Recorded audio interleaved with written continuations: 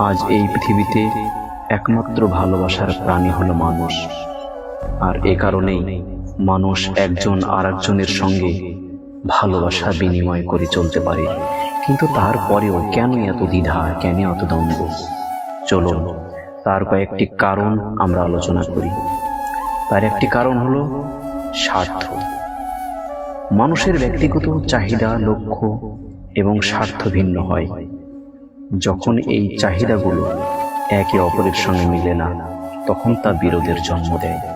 যেমন সম্পদের ভাগাভাগি, ক্ষমতার প্রতিযোগিতা বা ভিন্ন ভিন্ন মতাদর্শের কারণে দ্বন্দ্ব হতে পারে।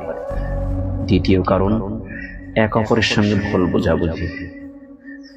অনেক সময় দ্বন্দ্বের মূল কারণ হলো সঠিক যোগাযোগের অভাব।